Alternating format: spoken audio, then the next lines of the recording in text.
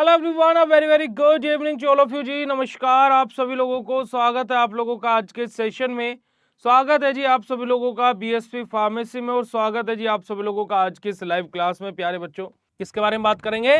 Atrophy isomerism के बारे में बात करते हैं बेटा जी। अब हमारे एट्रोपी आइसोमेरिज्म के बारे में 7 मार्क्स में यहां से क्वेश्चन 1 से 2 बार देखने को मिला है, एंड इस बार चांसेस शायद न बने इसके आने के, पर लेकिन एट्रोपी आइसोमेरिज्म बड़ा ही सिंपल और कुछ भी डिफिकल्टी वाला इसमें कॉन्सेप्ट नहीं होता है। अब एट्रोपी आइसोमेरिज्म क्या होता है?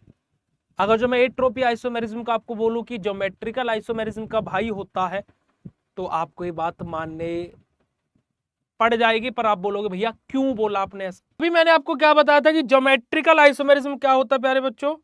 जहां पर हमारा डबल बॉन्ड का रोटेशन है ना। ज्योमेट्रिकल आइसोमेरिज्म क्या होता है?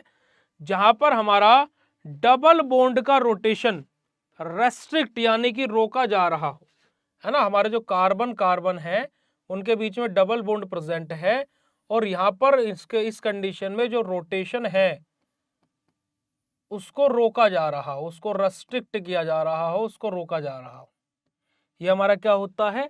ज्योमेट्रिकल आइसोमेरिज्म होता है। ऐसा ही है भाई, ऐसे ही था। अब एट्रोपी आइसोमेरिज्म क्या होता है? कि जब कार्बन कार्बन के बीच में सिंगल बॉन्ड हो और वहां पर रोटेशन को रेस्ट्रिक्ट किया जाए, रोका जाए, तो उसको हम लोग एट्रोपी आइसोमेरिज्म बोलते हैं, आइसोमर बोलते हैं, और इसी फिनोमेना को एट्रोपी आइसोमेरिज्म बोलते हैं। तो समझ में आया मैंने एट्रोपी आइसोमेरिज्म को ज्योमेट्रिकल आइसोमेरिज्म का भाई क्यों बोला? और अगर जो समझ में आ गया हो बेटा जी, तो फटाक से चैट सेशन में हार्ट वाला इमोजी भेज दीजिएगा। अब एट्रोपी के वर्ड में ही उसकी पूरी डेफिनेशन छुपी हुई है, तो आ जाइएगा, देखिएगा बेटा जी। अगर जो हम लोग एट्रोपी के वर्ड में ही आपको बता दें कि उसकी डेफिनेशन छुपी हुई है, देखिएगा। एट्रोपी आइसोमेरिज्म, ए मतलब क्या होता है? एब्सेंस ऑफ, है ना। TROPI मतलब क्या होता है? रोटेशन, यानी कि एब्सेंस ऑफ रोटेशन। एट्रोपी का मतलब क्या हो गया? Absence of rotation. और आइसोमेरिज्म का मतलब क्या? Stereo isomers. तो ऐसे स्टीरियो आइसोमर्स जिनके पास में एंगल ऑफ जो एब्सेंस जो क्या है बेटा जी, रोटेशन है, उसके एब्सेंस हो, कोई एंगल ऑफ रोटेशन वहां पर ना हो, है ना, अराउंड सिंगल बॉन्ड, तो हमारा क्या होता है? ऐसे ही आइसोमर को हम लोग क्या बोलते हैं बेटा जी? हमारा एट्रोपी आइसोमर बोलते हैं, और इसी फिनोमेना को हम लोग एट्रोपी आइसोमेरिज्म बोलते हैं। आई बात समझ में थी कि हमारा एट्रोपी आइसोमेरिज्म हमारा क्या होता है? चलिएगा, अब यहां पर देखिएगा कि हमारा क्या है कि डबल बॉन्ड के अराउंड जो रोटेशन को रेस्ट्रिक्ट किया जा रहा था, ये तो था ज्योमेट्रिकल आइसोमेरिज्म, ठीक है। और वहीं पर ही जब रोटेशन हमारा रेस्ट्रिक्ट होगा बेटा जी, क्या? सिंगल बॉन्ड के अराउंड, देखो सिंगल बॉन्ड है, तो हमारा क्या होगा? एट्रोपी आइसोमेरिज्म होगा। ये हमारा क्या होगा बेटा जी? एट्रोपी आइसोमेरिज्म होगा। सब नो सर बोल रहे हैं, यही तो हम बोल रहे हैं। But in case of atrophy isomerism, single bond containing carbon not rotate. अब एट्रोपी आइसोमेरिज्म में हमारा क्या होगा? सिंगल बॉन्ड कार्बन रोटेट नहीं होंगे। अब जैसे मैं आपसे बोलूं कि अगर जो सिंगल बॉन्ड, भाई जैसे आपसे एग्जामिनर आकर के क्वेश्चन पूछने के जब आपका प्रैक्टिकल होगा कि बेटा जी ये बताइए कि अगर जो सिंगल बॉन्ड के अराउंड कार्बन जो है वो रोटेट ना कर पाए, तो ऐसा आइसोमेरिज्म को क्या बोलते हैं? तो आपका आंसर क्या होगा कि सर ऐसे आइसोमर को हम लोग एट्रोपी आइसोमर बोलते हैं। ठीक है, आ रही है बात समझ में बेटा जी? क्लियर है बात? यस और no? Write down in chat session फटाक से जी। चलेगा जी। अब रीजन जानते हैं कि ऐसा क्यों होता है कि सिंगल बॉन्ड के अराउंड रोटेशन नहीं हो पाता है। इसका सबसे बड़ा रीजन है बेटा जी, क्योंकि यहां पर बहुत हैवी हैवी एटम्स आकर के अटैच होते हैं कार्बन के पास में। क्या होते हैं? हैवी हैवी बड़े बड़े एटम्स आकर के अटैच होते हैं। ठीक है जी, तो देखिएगा कि they have an heavy metal, यानी कि बल्कि एट देयर ऑर्थो पोजीशन। क्या होता है? जो इनकी ऑर्थो पोजीशंस होती हैं वहां पर क्या होते हैं? बल्कि यानी कि हैवी हैवी एटम्स आकर के अटैच होते हैं। ठीक है जी। They attach with each other perpendicularly. अब जो ये एक दूसरे से जब ये अटैच होते हैं तो कैसे अटैच होते हैं बेटा जी? परपेंडिकुलरली। परपेंडिकुलर मतलब क्या? जहां पर 90 डिग्री का एंगल बनता हो। पैरेलल होता है कि जो कभी आपस में मिले ही ना, जैसे नदी के दो किनारे कभी आपस में मिलेंगे ही नहीं।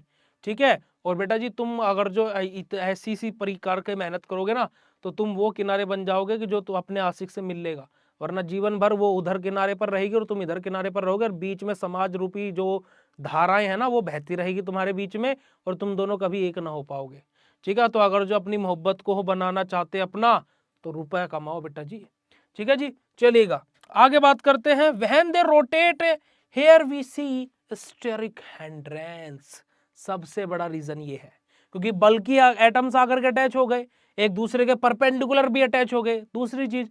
और तीसरी सबसे बड़ी बात कि जैसे ही ये रोटेट करना चाहते हैं तुरंत क्या हो जाता है, स्टेरिक हिंड्रेंस लग जाता है यहाँ पर। अब इसका सबसे बेस्ट एग्जांपल ऐसे समझो कि जैसे आप कोई मशीन चला रहे हो, ठीक है, वो मशीन चल सकती है, वो मशीन रोटेट हो सकती है, और वो अचानक से ऐसे घट घट घट घट घट घट घट घट की आवाज करे।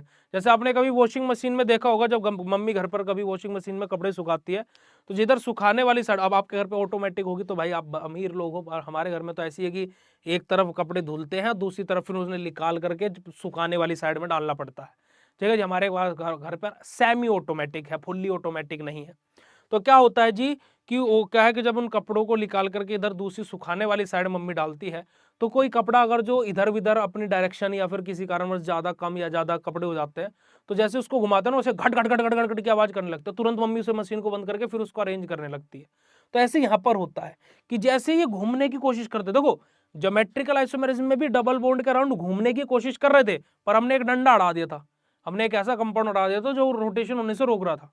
ऐसे यहाँ पर है कि जब ये रोटेशन होने की कोशिश करेंगे तुरंत हिस्टेरिक हिंड्रेंस आ जाएगा, क्या कर रहा क्या कर रहा है, अंदर चलो अंदर चलो अंदर चलो। तो वही चीज है। ठीक है जी, तो यही बात यहाँ पर हो रही है, यही बात यहाँ पर हो रही है कि यहाँ पर क्या आ जाएगा बेटा जी, हमारा हिस्टेरिक हिंड्रेंस आ जाएगा। बात हुई क्लियर या नहीं हुई? यस और no, write down in chat session मेरे प्यारे प्यारे गुड्डू गुड़ियाओ, जल्दी से चैट सेशन में बता दो बात क्लियर हुई या नहीं हुई? हुई हुई हुई हुई हुई। Condition for optical activity and for atropisomerism की ऑप्टिकल एक्टिविटी और एट्रोपी आइसोमेरिज्म के लिए हमारी क्या क्या कंडीशंस होते हैं। जैसे condition number 1, there should be any functional group atom at ortho position of the ring. जैसे कि हमारा क्या है, substituted at ortho position with the large size such as Cl, Br, I, NO2, SO3H et cetera et cetera. यानी कि क्या होगा कि सबसे पहली चीज जो हमारी एट्रोपी आइसोमेरिज्म रहेगी उसकी कंडीशन क्या रहेगी बेटा जी, कि जो ऑर्थो पोजिशन है वहां पर बल्कि एटम आकर के अटैच होना चाहिए, जैसे कि Cl, Br, I, F, SO3H हमारा है ना, इस तरीके के कंपाउंड्स। वहीं पर दूसरी चीज क्या है, each ring must be resolvable for that A is not equals to B and C is not equals to C. मतलब कि क्या, कि हमारी जो दोनों की दोनों रिंग्स रहेंगी उसमें जैसे ये मेरा क्या हुआ, ये ए है बेटा जी, ठीक है, ये बी है, ये सी है और ये डी है। तो क्या बोला गया, ए बी के जैसा नहीं रहेगा और सी डी के जैसा नहीं रहेगा। बात मैंने पहले भी आप लोगों को बताई हुई है।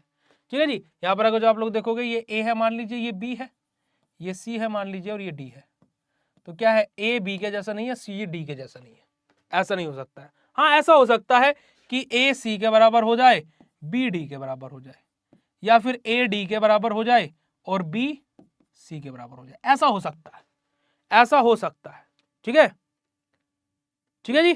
तीसरा पॉइंट हमारा रहता है बच्चा, अभी एक बार ये चारों पॉइंट बता दूं फिर रिपीट कर रहा हूं। ठीक है, these are restricted rotation about the bond between two phenyl ring due to the steric hindrance between the bulky ortho substrates। हमारे क्या होते हैं कि हमारा क्या होता है बेटा जी, जो हमारी दोनों की दोनों रिंग्स जुड़ी हुई हैं, इन दोनों की दोनों रिंग्स जब हम रोटेशन करते हैं तो यहाँ पर क्या हो जाता है, स्टेरिक हिंड्रेंस आ जाता है। क्यों आ जाता है, क्योंकि इन दोनों ही रिंग के जो ऑर्थो पोजीशंस हैं, जो इन दोनों ही रिंग की जो ऑर्थो पोजीशंस हैं, उन दोनों उन पोजीशंस पर क्या हमारे बल की यानी कि क्या है, हैवी हैवी एटम्स अटैच हुए में है।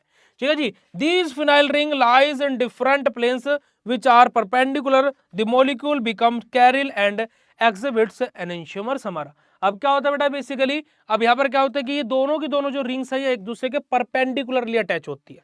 अब परपेंडिकुलरली अटैच होने की वजह से तो हमें यहाँ पर क्या मिल जाता है, हमारा कैरिल कार्बन मिल जाता है। परपेंडिकुलरली अटैच होते तो हमें यहाँ से क्या हमारा बेटा जी कैरिल मॉलिक्यूल मिल जाता है, जिसके वजह से जो हमारे ये एट्रोपी आइसोमेरिज्म में हमारे क्या हो जाता है बेटा जी, हमारे क्या हो जाते हैं, हमारे इनेंशियोमर्स हमें मिल जाते हैं। यहाँ से हमें क्या मिल जाता है बेटा जी, हमारे इनेंशियोमर हम लोगों को देखने को मिल जाते हैं। बाय फिनाइल कंपाउंड भी हम इनको बोलते हैं। ठीक है जी, अब यहाँ पर ये बात, अभी एक बच्चा बोल रहा था कि भैया इसको दोबारा से रिपीट कर दो, तो बच्चा कौन सा पॉइंट दोबारा से रिपीट करना है प्लीज मुझे बता दीजिए। कार्तिक राय जी आपको समझ में नहीं आया, बाकी सब बच्चों क्लियर हो रहा है। कौन सा पॉइंट समझ में नहीं आया बेटा जी प्लीज एक बार बता दीजिए, अदरवाइज मैं इसको दोबारा से शॉर्ट में रिपीट कर देता हूं। शॉर्ट में रिपीट कर देते हैं। देखिए बेटा जी, एट्रोपी आइसोमेरिज्म क्या होता है कि हमारे ऐसे आइसोमेरिज्म जहां पर सिंगल बॉन्ड के अराउंड रोटेशन को क्या किया जाए बेटा जी, रोटेशन को क्या किया जाए बेटा जी, रेस्ट्रिक्ट किया जाए यानी कि रोका जाए। ठीक है, सिंगल बॉन्ड के अराउंड रोटेशन को रोका जाए। जहां डबल बॉन्ड के अराउंड रोका जा रहा था वहां वो ज्योमेट्रिकल आइसोमेरिज्म था, यहां पर सिंगल बॉन्ड के अराउंड रोटेशन को रोका जा रहा है। ये हमारा क्या बेटा जी, ऐसे आइसोमर को हम क्या बोलता है, एट्रोपी आइसोमर्स बोलते हैं।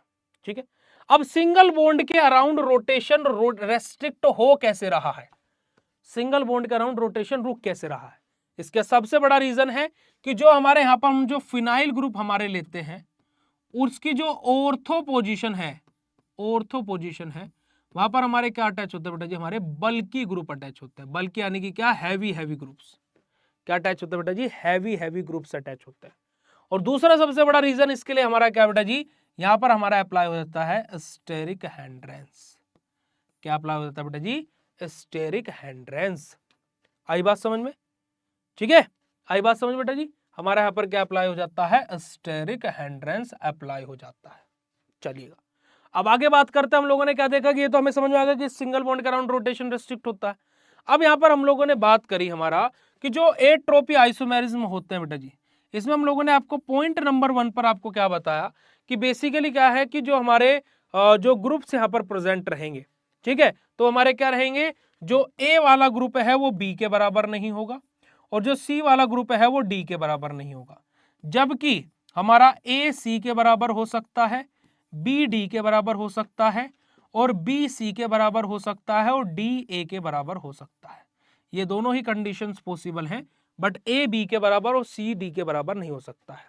दूसरी बात हम लोगों ने क्या पढ़ी, दूसरा पॉइंट हम लोगों ने क्या देखा बेटा जी, कि जो ऑर्थो पोजीशन होगी, जो ऑर्थो पोजीशन होगी हमारी, वहां पर हमारे बल्कि ग्रुप्स अटैच होंगे। बल्कि ग्रुप कौन कौन से, जैसे कि हमारा SO3H हो गया, जैसे कि हमारा COOH हो गया, जैसे कि बेटा जी हमारा Cl हो गया, Br हो गया, I हो गया, एसेट्रा एसेट्रा। इस तरीके के बल्कि ग्रुप्स हमारे अटैच होंगे ताकि कि क्या कर सके, हमारा रोटेशन को रेस्ट्रिक्ट कर सके ऑर्थो पोजीशन पर। ठीक है जी, तीसरा पॉइंट हमने आपको क्या बताया प्यारे बच्चों, तीसरा पॉइंट हमने आपको बताया कि क्या होगा कि अब जैसे हमारा ये रोटेशन रेस्ट्रिक्ट होगा, क्यों, क्योंकि देखो सबसे पहली बात तो कि जो हमारे दोनों फिनाइल ग्रुप लगे हुए हैं, जैसे ही सिंगल बॉन्ड के अराउंड रोटेशन होने की कोशिश होगी, तुरंत क्या होगा, ये बल्कि ग्रुप यहां पर प्रेजेंट है, ये यहां पर क्या होगा, ये यहां पर क्या अप्लाई करवा देंगे, स्टेरिक हैंड्रेंस अप्लाई करा देंगे, स्टेरिक हैंड्रेंस, जिसके कारणवश बेटा जी रोटेशन, जिसके कारणवश क्या होगा, जो रोटेशन है वो क्या हो जाएगा, रेस्ट्रिक्ट हो जाएगा। और रेस्ट्रिक्ट हो जाएगा और ये एक दूसरे के कैसे अटैच होते हैं, परपेंडिकुलरली अटैच होते हैं। तो यहां पर हमें क्या मिल जाएगा बेटा जी, हमारा एक कैरिल मॉलिक्यूल मिल जाएगा, किसके अंदर, बाइफिनाइल मॉलिक्यूल के अंदर। ठीक है जी, यहां पर हमें क्या दिख जाएगा, एक हमारा इनेंशियोमर शो हो जाएगा। यही सारी की सारी चीजें हमने जस्ट यहां पर आपको बताई है, अगर जो आप इन सारे पॉइंट्स में पढ़ेंगे। अभी क्लियर है बेटा जी, अभी क्लियर है प्यारे बच्चे जी का, सॉरी कीर्तिका राय, कीर्तिका राय बेटा जी अभी क्लियर है। फिर हम लोग बात करते हैं हमारा स्टीरियो केमिस्ट्री रिएक्शन के बारे में, जहां पर हम लोग 3 रिएक्शन के बारे में बात करेंगे, स्टीरियो स्पेसिफिक, स्टीरियो सिलेक्टिव और रेडियो सिलेक्टिव। अब तीनों रिएक्शन वन वर्ड रिएक्शंस हैं, तीनों रिएक्शन वर्ड वर्ड रिएक्शन है। कैसे, स्टीरियो स्पेसिफिक रिएक्शन यानी कि क्या, कि मेरा क्या बेटा जी, कोई मेरा आइसोमर है, ठीक है, उससे मुझे एक और दूसरा आइसोमर मिल जाना, पर एक ही, ऐसी रिएक्शन को हम लोग क्या बोलते हैं, स्टीरियो स्पेसिफिक रिएक्शन बोलते हैं। समझ में आई बात, समझ में आई बात बेटा जी। जैसे यहां पर आप एग्जांपल देखोगे, ये मेरे पास में यहां पर क्या है, सिस आइसोमर है, मैंने इसके Br2 के साथ में रिएक्शन कराई, यहां से मुझे क्या मिला बेटा जी, हमारा क्या है बेटा, बेसिकली हमारा क्या है, एक स्पेसिफिक कंपाउंड मुझे यहां पर देखने को मिला। तो ये मेरी क्या होता है बेटा जी, स्टीरियो स्पेसिफिक रिएक्शन होती है। ठीक है जी, आगे बात करते हैं, आगे बात करते हैं हमारी स्टीरियो सिलेक्टिव रिएक्शन के बारे में।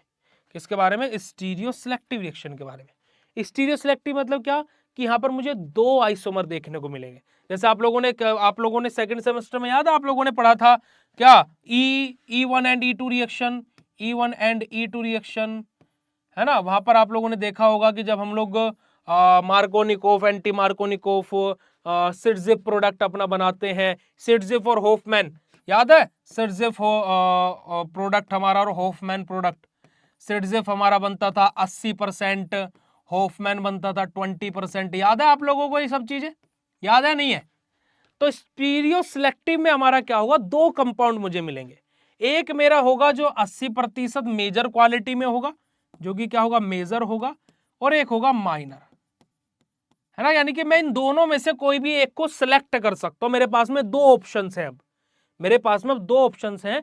तो ऐसी रिएक्शंस क्या होती है बेटा जी, मेरी स्टीरियो सिलेक्टिव होती है। यहां पर अगर जो आप देखोगे तो देखिए Y बना और Z बना, Y 80% है, Z 20% है। तो ऐसी रिएक्शंस मेरी क्या होती है बेटा जी, स्टीरियो सिलेक्टिव रिएक्शंस होती है। और तीसरा मेरा आ जाता है बेटा जी क्या, हमारा रेजियो सिलेक्टिव, जहां पर हमारे क्या होंगे, 2 प्रोडक्ट या फिर 2 से ज्यादा प्रोडक्ट हमारे बनेंगे, और these product are stereoisomer to each other. यानी कि क्या, कि जो मेरे 2 या 2 से ज्यादा प्रोडक्ट जो मुझे बनते हुए दिखाई देंगे, ये एक दूसरे क्या होंगे, स्टीरियो आइसोमर होंगे।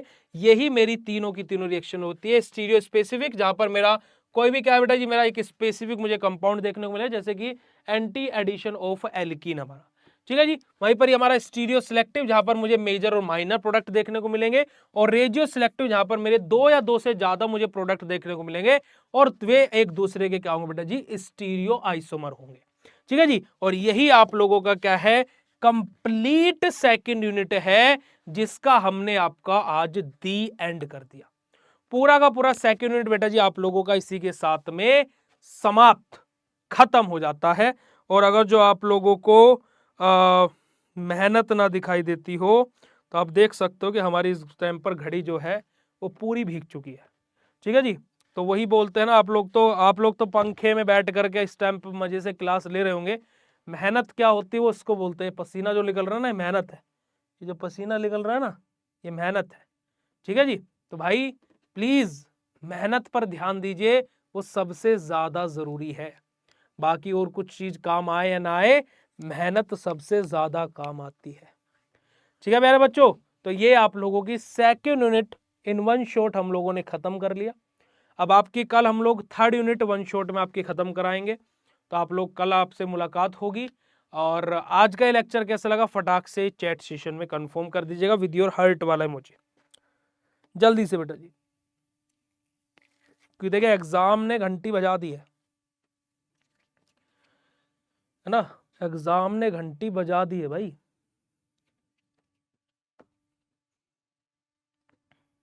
ठीक है जी। अरे थैंक यू बेटा जी, thank you so much, thank you, thank you so much for giving your support system like this. Thank you so much, thank you, means a lot for me.